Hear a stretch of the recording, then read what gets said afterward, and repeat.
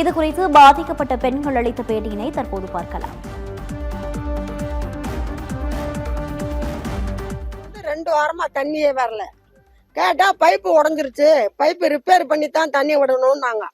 Repair பண்ணியும் தண்ணி விடல. 1 வாரம் ஆச்சு. 2வது வாரம் கேட்டோம்னா ஆள் இல்ல வேலை செய்ய, ஆள் வந்தாதான் நாங்க வேலை செஞ்சு தண்ணி விடுவோம்னு சொன்னாங்க.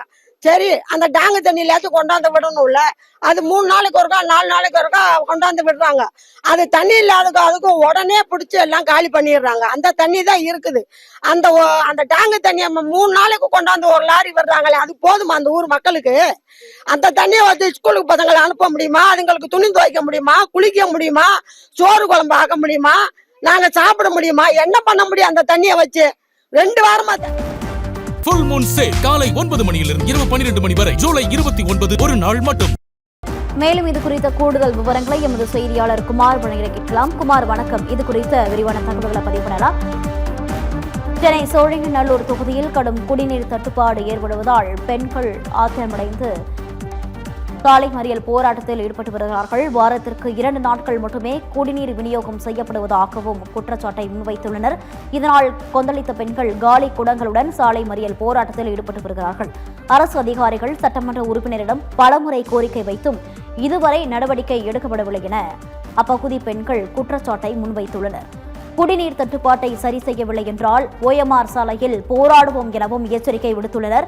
மேலும் இது குறித்த கூடுதல் விவரங்களை எமது செய்தியாளர் குமார் வழங்கிட கேட்கலாம். குமார், வணக்கம். இது குறித்த விரிவான தகவல்களை பதிவு பண்ணலாம். வணக்கம். செம்மஞ்சேரியில் குடிநீர் தட்டுப்பாட்டால் காலி குடங்களை சாலையில் வைத்து பெண்கள் போராட்டத்தில் ஈடுபட்டுள்ளனர்.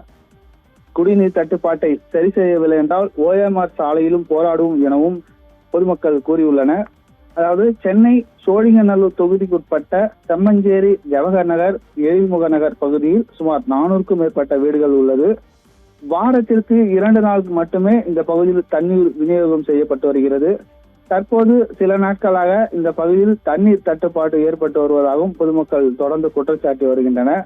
இது தொடர்பாக அரசு அதிகாரிகள் சட்டமன்ற உறுப்பினரிடம் பலமுறை கோரிக்கை வைத்தும் தீர்வு கிடைக்கவில்லை எனவும் குற்றச்சாட்டி வருகின்றனர்.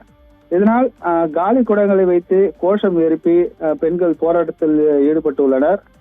குடிநீர் தட்டுப்பாட்டை சீராக சரி செய்யவில்லை என்றால் OMR சாலையில் போராட உள்ளதாகவும் ஒரு எச்சரிக்கை போல் தெரிவித்துள்ளனர். காலி குடங்களை வைத்து சாலையில் அமர்ந்து பெண்கள் தண்ணீர் தட்டுப்பாட்டை எழுப்பி கோஷம் எழுப்பிய சம்பவம் அப்பகுதியில் மிகவும் பரபரப்பை ஏற்படுத்தியுள்ளது.